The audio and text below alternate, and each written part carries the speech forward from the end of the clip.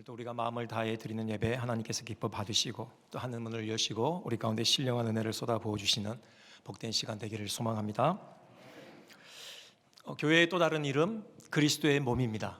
그렇죠? 우리가 처음 예수님을 믿는 순간 우리가 의식하든 못하든요 엄청난 변화가 일어납니다. 그거 뭐냐면요 바로 예수 그리스도와 생명의 연합 가운데 들어가게 됩니다. 주님과요 생명으로 한 생명으로 연결되는 것입니다. 마치 가지가 포도나무에 생명으로 연결되어 있듯이 그렇게 우리가 예수님과 한 생명으로 연결되는 것이죠. 그리고 이 예수님과의 생명연합은 그것으로 끝나지 않습니다. 그 다음에 동시에 일어나는 사건이 있는데요 바로 예수님과 연합되어져 있는 다른 지체들과 또 생명으로 연결되는 것입니다. 이것이 바로 그리스도의 몸입니다.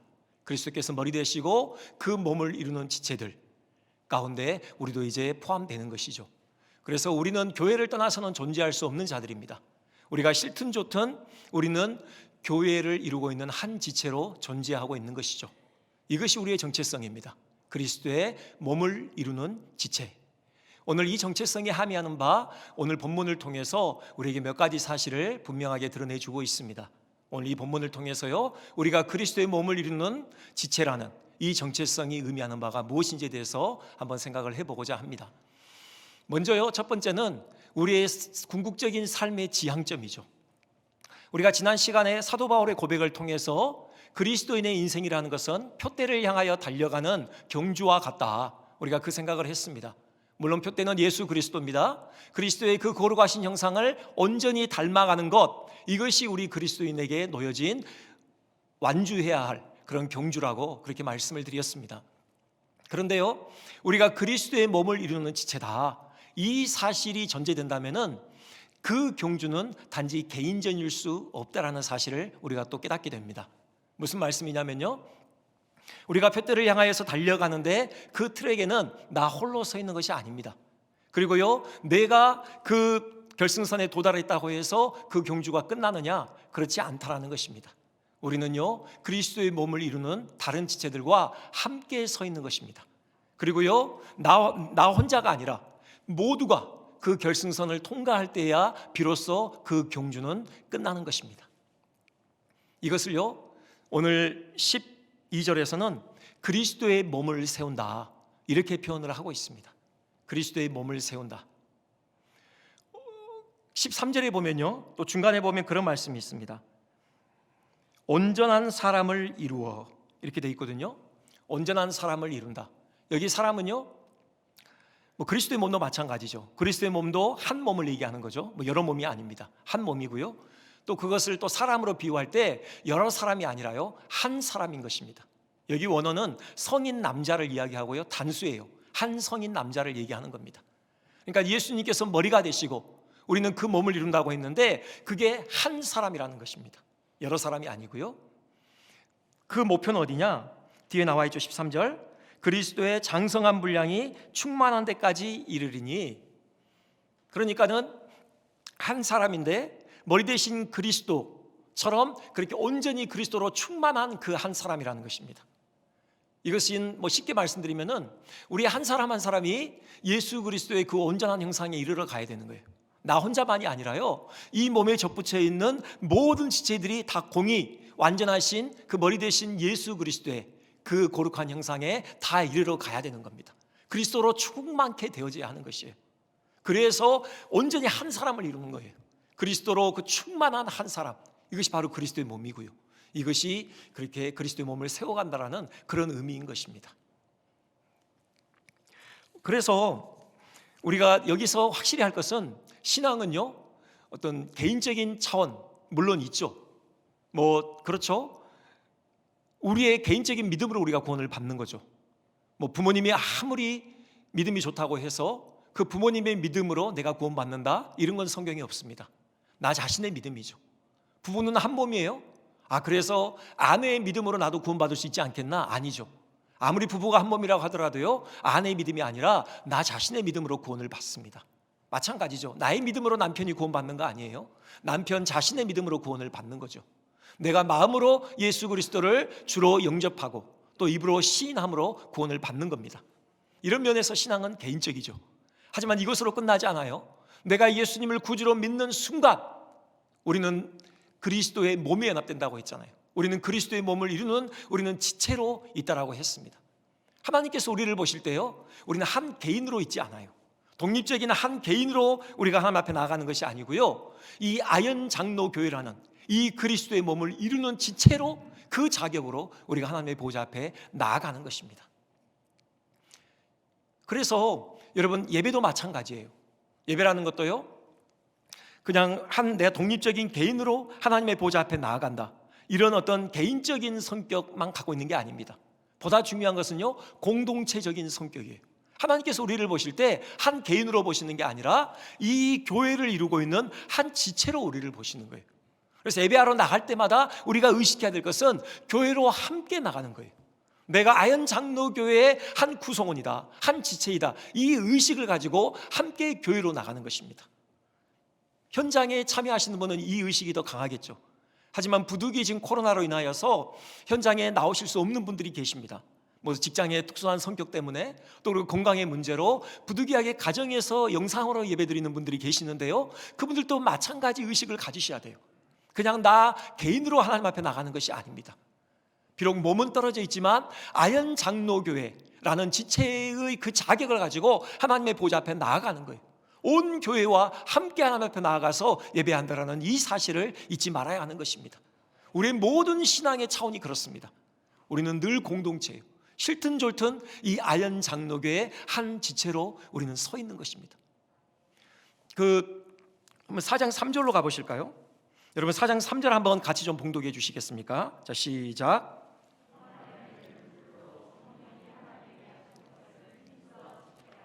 네, 이 말씀은 제가 최근에 성막론을 공부할 기회가 있었는데, 그걸 보면서 이 말씀의 의미를 바로 깨닫게 됐습니다.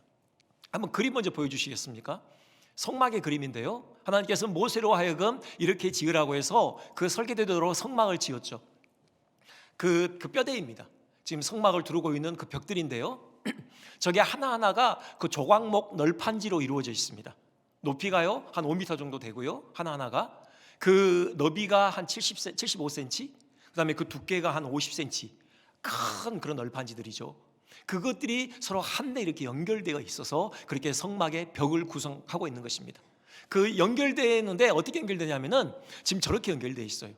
저 봉 보이시죠? 그걸 띠라고 불러요, 성경에서는.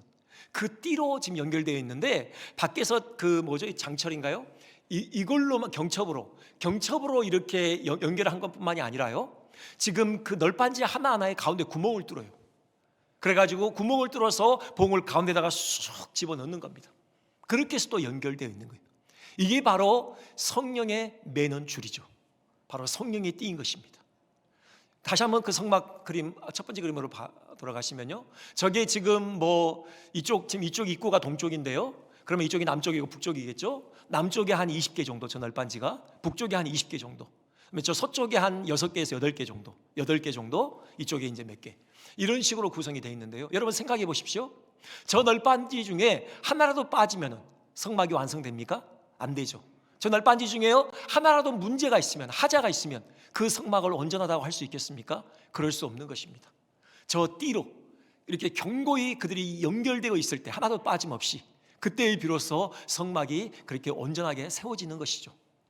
저 널빤지가 바로 우리 한 사람 한 사람입니다.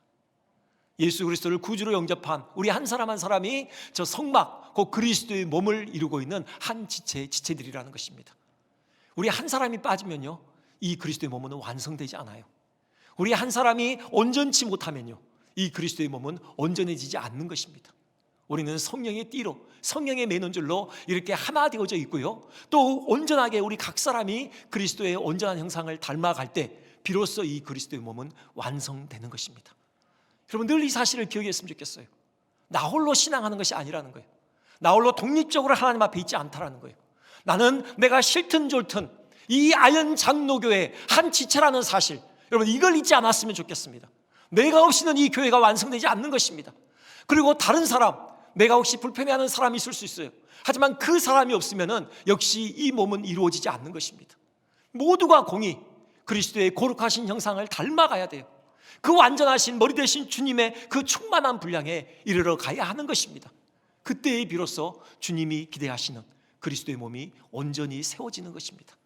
여러분들 이 사실 기억하시고 우리가 함께 그리스도의 장성한 분량에 이르기까지, 함께 온전한 사람을 이루기까지, 그리스도의 몸을 세워가기까지 우리가 함께 예를 썼으면 좋겠습니다. 두 번째로 생각할 것은요,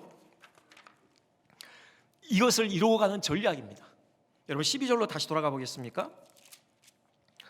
12절에 이렇게 되어 있죠. 이는 성도를 온전하게 하여 봉사의 일을 하게 하며, 바로 이게 전략입니다. 주님께서 그리스도의 몸을 세워가는 데 있어서요, 중간에 먼저 봉사의 일을 해야 된다는 거예요. 누군가는 섬겨야 된다는 겁니다. 그런데요, 이 봉사의 일은 일부에게, 단지 몇 분에게만 맡겨진 일이 아닙니다. 특히 교회에서 사례를 받고 있는 교육자들, 특별히 말씀을 맡아 이렇게 수종 들고 있는 어떤 말씀 사역자들, 이분들에게만요 이 봉사의 일이 맡겨진 것이 아니에요. 장로님들에게만요 이 봉사의 일이 맡겨진 게 아닙니다. 안수 집사님들, 시무권사님들에게만 이 봉사의 일이 맡겨진 게 아니에요. 이 봉사의 일은요 온 성도에게, 모두에게 맡겨진 것입니다. 그리스도의 몸을 이루는 지체라면은요, 그리스도의 몸을 세워가기 위해서 이 봉사하는 것, 이걸 거부할 수 없어요. 이건 부인할 수 없는 일입니다. 모두에게 주님께서 고루고루 이 봉사일을 맡기신 거예요. 여러분 16세기에 종교개혁이 있었죠. 거기서 종교개혁가들이 내건 기치 중에 정말 중요한 기치가 있죠. 바로 만인제사장 원리입니다. 사실 중세 때 교회가 점점 성경에서 많이 멀어져 갔죠. 그래서 교회가 타락하게 됐습니다. 다시 성경으로 돌아가자. 그래서 정말 성경의 가르침대로 교회를 세우기 위해서 정말 목숨 걸고 예를 썼던 분들이 종교개혁가들이죠. 그들이 성경에서 발견한 진리 중에 하나가 바로 이 만인제사장 원리예요. 중세교회 때는요, 성경이 누구 손에만 있었어요? 독점적으로 사제의 손에만 쥐어져 있었던 거죠. 그걸요 다시 평신도들의 손에, 모든 교인들의 손에 성경을 돌려주었던 것입니다. 그리고요 구원의 은혜도요 사제의 손에만 독점적으로 주어져 있었어요. 그래서 사제의 손끝에서 구원의 은혜가 흘러가는 거죠. 이게 세례입니다. 하지만 그리스도의 십자가로 말미암아 하나님의 그 보좌 앞에 나아가는 길이 열렸다라는 사실을 성경에서 발견하게 된 거죠. 그리고 그 진리를 가르친 것입니다. 그래서 구원의 은혜를 독점적으로 사제의 손에 붙들려 있던 것, 그것을 이제 성도들의 손에 쥐어준 것이죠. 누구든지 구원의 은혜를 받기 위하여, 또 필요한 은혜를 받기 위하여 담대히 하나님의 보좌 앞에 나아갈 수 있는 길을 열어놓았던 것입니다. 중요한 일이었죠. 근데요 또 하나 우리가 주창해야 될 중요한 가르침이 있습니다. 이걸 제2의 종교개혁이라고도 그렇게 부르는데요, 바로 만인 사역자의 원리입니다. 사역은요 교육자 내지는 일부 사람들의 손에만 독점적으로 지어져 있는 것이 아닙니다. 주님이 그걸 기대하신 게 아니에요. 사역은요 모든 성도들에게 공이 주어진 그런 특권이요 의무인 것입니다. 축구장으로 비유해 볼 수 있겠죠. 축구장의 그라운드에 땀을 뻘뻘 흘리면서 뛰는 선수들이 있죠. 교육자만이 아닙니다. 나머지 성도들은 관람석에 앉아서 구경하면서 때로는 응원하기도 하고 때로는 야유를 보내기도 하고, 그런 그림이 아니에요. 교회는요, 교회를 축구장으로 비유한다면요 온 성도들이 다 같이 그라운드에 나오는 겁니다.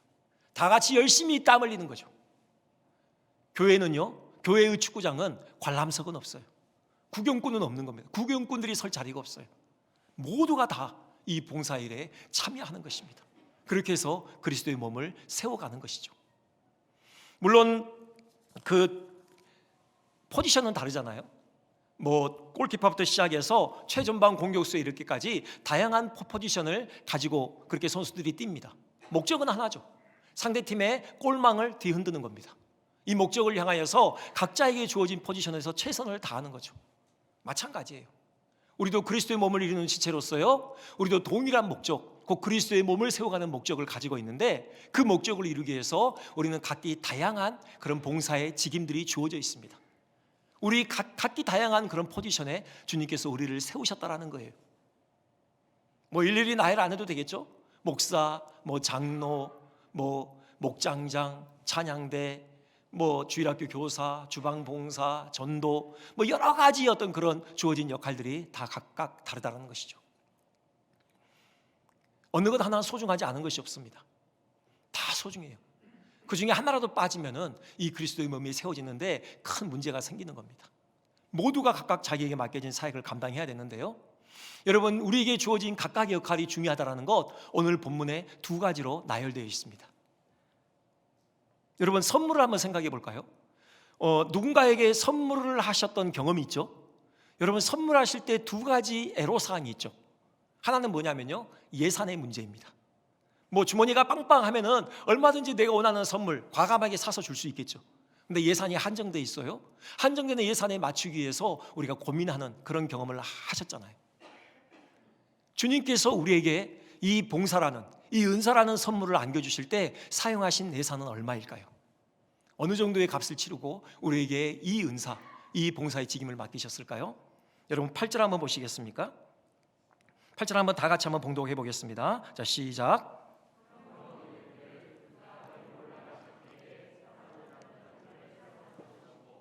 사람들에게 선물을 주셨다 하였도다.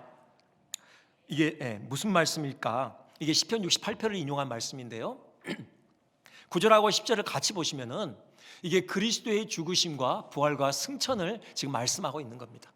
주님이 십자가의 죽으심은 곧 전쟁이었는데요, 바로 전쟁에서 승리하신 것이죠. 어둠의 권세를 제압하시고 승리하신 그런 승리입니다. 그러므로 인해서 전쟁에서 승리하면 뭐가 얻어지죠? 전리품이 얻어지잖아요. 전리품을 획득하신 것입니다. 그리고 그것을 그의 몸을 이루는 지체들에게, 그의 백성들에게 주님께서 나눠주셨다. 이게 바로 은사라는 거예요. 여러분, 은사, 우리에게 은사를 주시기 위해서, 우리에게 봉사의 직임을 맡기시기 위해서 주님이 사용하신 예산의 크기는 얼마냐? 주님의 피값이에요. 구원의 선물만요, 주님의 피 흘리심으로 우리에게 주신 게 아니에요. 은사도요, 봉사의 직임도요, 우리에게 주시기 위해서 주님은 그 고귀하신 피를 흘리셨던 것입니다. 주님의 죽으심과 부활과 승천으로 그분이 승리하셔서 얻으신 전리품으로 우리에게 은사라는 선물을 안겨주신 것입니다. 여러분, 또 한 가지 선물할 때 우리로 하여금 고민되게 만드는 부분이 있죠. 뭘 선물해야 될까라는 부분이죠. 이 선물을 받을 사람에게 정말 필요한 것이 무엇인가, 그가 정말 원하는 것이 무엇인가에 대해서 우리가 고민하지 않을 수 없잖아요. 가끔 여러분 선물 받았는데 정말 고마운 일이지만 정말 우리에게 필요 없는 그런 선물일 경우 있잖아요. 네, 그런 경우 있죠. 생각해 보세요. 예수님께서 우리에게 선물을 주셨다. 여러분, 한번 7절 한번 보시겠습니까? 7절 보시면 이렇게 되어 있습니다. 우리 각 사람에게 그리스도의 선물의 분량대로 은혜를 주셨나니, 이렇게 되어 있습니다. 선물의 분량대로 은혜를 주셨대요. 그러니까는 주님께서 우리에게 가장 필요한 것을 우리에게 안겨주셨다는 말씀이죠. 사실 우리에 대해서 가장 잘 아시는 분 예수님 아닙니까? 예수님보다 우리에 대해서 더 잘 아시는 분이 안 계시죠. 그 예수님께서 우리에게 정말 필요한 것이 무엇인지, 우리에게 가장 적합한 것이 무엇인지를 우리 주님이 가장 잘 아시고 그것을 우리에게 안겨주셨다라는 그런 말씀인 것입니다. 여러분, 그러니 우리 각자에게 맡겨진 직임이 무엇이든 간에 그것이 귀하지 않을 수가 없는 것이죠. 주님의 피값으로 사내셔서 우리에게 주신 것이고요, 또 우리에게 가장 필요로 하는 것, 우리에게 가장 적합한 것으로 우리에게 안겨주신 것입니다. 그래서 외적으로는 그것이 어떤 형태를 띠든 그 가치를 우리가 바르게 알고 귀히 여기며 최선을 다해서 그 직임을 감당해야 할 것입니다. 여러분, 우리가 한 가지 착각해서는 안 되는 것은 이걸 내가 안 하면은 안 된다, 이 생각은 좋아요. 우리가 그런 생각을 가지고 최선을 다해야 합니다. 하지만 그렇게 생각하다 보면요, 교만한 마음이 들 때가 있어요. 그래, 이건 나만이 할 수 있는 일이야 라는 어떤 그런 교만한 마음을 갖게 되고요, 그러므로 인해서 나태해지고 게을러질 수 있죠. 여러분, 우리가 그것도 조심해야 됩니다. 우리가 기억해야 될 것은요, 주님의 교회는 누가 세우십니까? 주님께서 세우셔요. 주님이 친히 그렇게 말씀하셨거든요. 내가 친히 내 교회를 세울 것이다. 주님이 그렇게 말씀하셔요. 머리 대신 주님께서 주님의 몸된 교회를 세워가시는 겁니다. 그러니까 내가 지금 내게 맡겨진 그 일을 내가 감당하지 못하면 어떻게 되느냐? 사실 주님이 다른 사람에게 그 일을 맡기시고 그 일을 감당하게 하시는 겁니다. 내가 교회를 세우는 게 아니라요, 주님께서 나를 사용하셔서 교회를 세우시는 거예요. 그러니 우리가 늘 가져야 될 마음은 나 같은 것을 불러서 바로 주님의 몸된 교회를 세우는 일을 감당하도록 기회를 주신 것에 대해서 감사하는 마음을 가져야 한다는 거예요. 여러분, 이런 재미나는 얘기가 있는데요, 한 수탉이 이렇게 그 시골 마을에 있는 수탉이요, 새벽마다 꼬끼요 하고 울잖아요. 그럴 때마다 어김없이 나타나는 현상이 있는데 동이 트는 겁니다. 해가 떠올라요. 이것이 매일 반복되죠. 꼬끼요 하면 동이 트고요, 꼬끼요 하면 태양이 떠오릅니다. 이 수탉이 그만 착각을 한 거예요.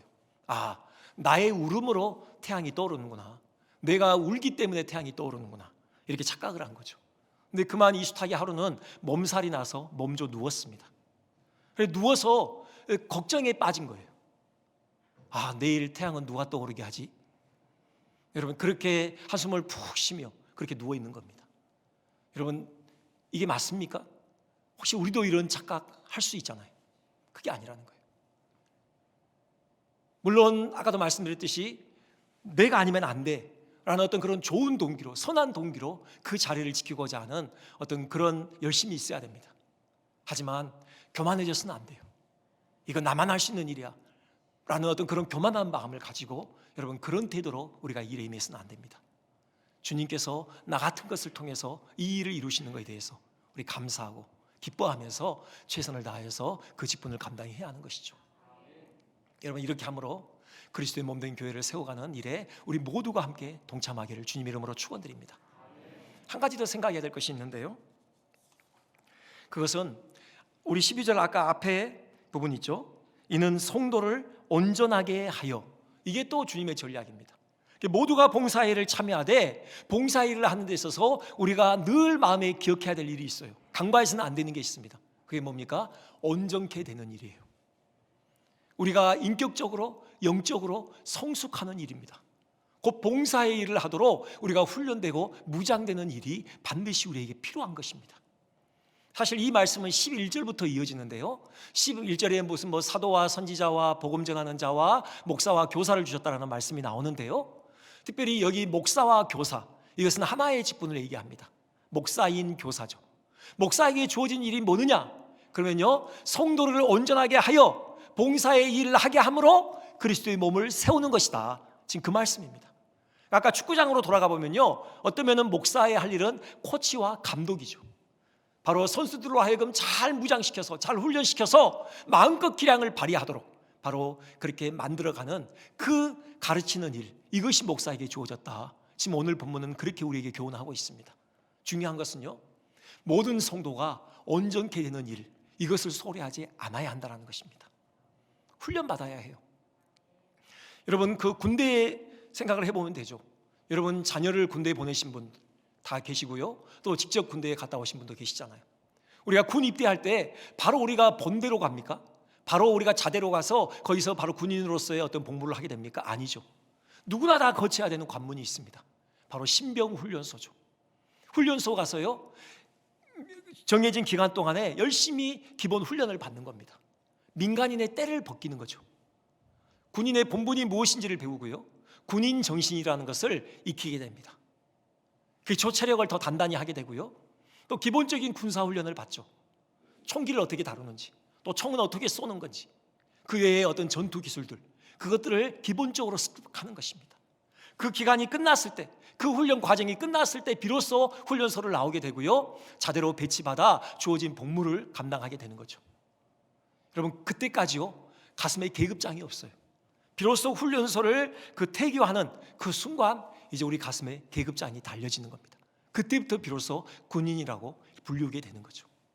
마찬가지입니다. 우리가 예수님을 믿는 순간 우리는 그리스도인이라는 이름을 받게 돼요. 우리는 그리스도의 몸을 이루는 지체가 되는 것은 분명합니다. 하지만 아직 완전히 성숙한 단계는 아니에요.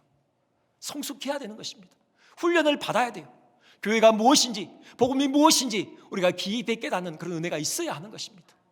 그런 훈련과 더불어서 우리가 비로소 우리에게 주어진 봉사의 그 일을 능히 감당할 수 있는 것이죠. 여러분, 물론 우리가 오해해서는 안 됩니다. 제가 지금 이 말씀이요, 나는 훈련되지 않았어, 나는 아직 훈련되지 않은 그런 어린아이와 같은 그리스도인이기 때문에 나는 봉사를 감당할 자격이 없어, 여러분, 봉사를 회피하도록 지금 명분을 주고 있는 것이 아닙니다. 오해하셔서는 안 됩니다. 여러분, 누구든 봉사일에 참여한다고 했어요. 그리고 봉사를 할 때 우리가 간과하지 말아야 될 것은 우리가 함께 훈련 받아야 한다는 것이에요. 그 봉사일을 더 잘 감당하기 위해서 우리는 훈련 받아야 해요. 무장해야 돼요. 모두가 다 여기에 열심을 내야 하는 것입니다. 훈련이라고 할 때요, 기능적인, 기술적인 훈련이 있죠. 오늘 찬양대 정말 멋지게 정말 하나님께 영광을 돌리지 않습니까? 이렇게 하기 위해서 이분들이 음악적으로 얼마나 많은 훈련들을 하고 있습니까? 매일 토요일 나와서 또 그 외에도 계속해서 정말 최선을 다해서 아름다운 소리를 내기 위해서, 하모니를 이루기 위해서 그리고 훈련들을 해가고 있습니다. 주일학교 교사들이요, 최선을 다해서 잘 가르치기 위한 그 방법적으로 또 우리가 훈련을 받아야 하는 것이죠. 뭐 다른 것도 다 마찬가지입니다. 안내위원, 어떻게 이렇게 편안하게 사람들을 맞이할 것인가, 또 그것들이 훈련되어야 할 것입니다. 각각 주어진 직임에 따른 그런 기술적인 훈련들이 있습니다. 그런데요, 오늘 본문에서는요, 모두에게 공통된 과목이 있다는 겁니다. 공통, 필수 훈련 과목이 있다는 거예요. 필수 코스요. 그게 뭡니까? 13절 한번 같이 한번 봉독해 보겠습니다. 자, 시작.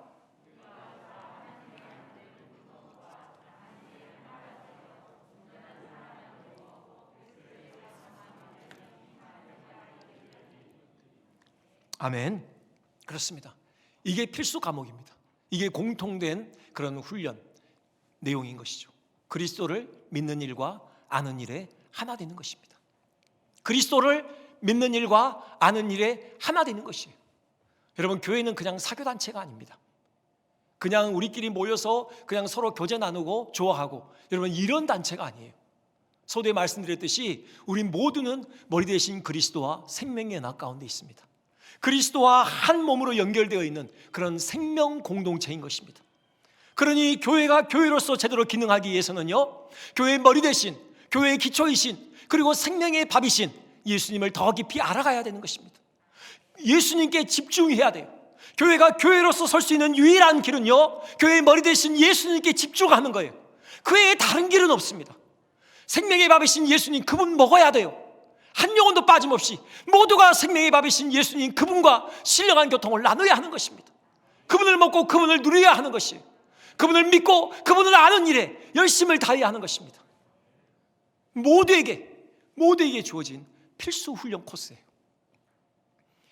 예수님께 집중하지 않을 때요, 교회가 어떻게 망가지는지, 어떻게 변질되는지를요, 미국 교회가 적나라하게 보여주고 있어요.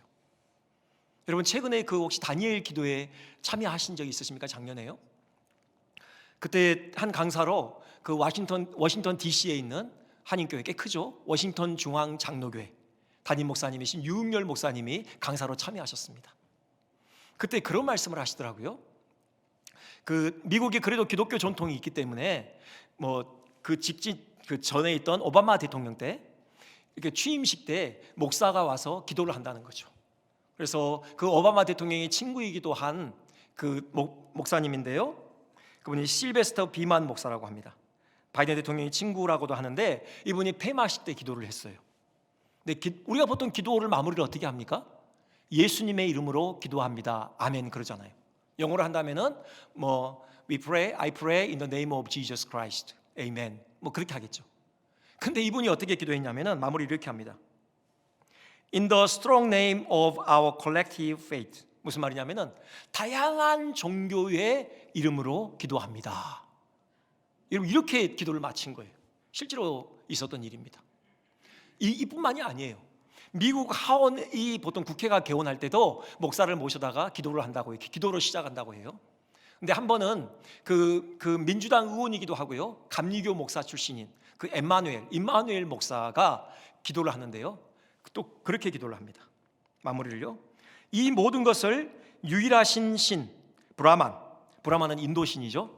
혹은 다양한 종교에서 다양한 이름으로 불리는 신의 이름으로 기도합니다. 목사가 이렇게 기도를 했어요. TV로 다 공식적으로 방영되고 있는 가운데요. 그리고 아멘 이렇게 마친 것도 아니에요. Amen and a woman.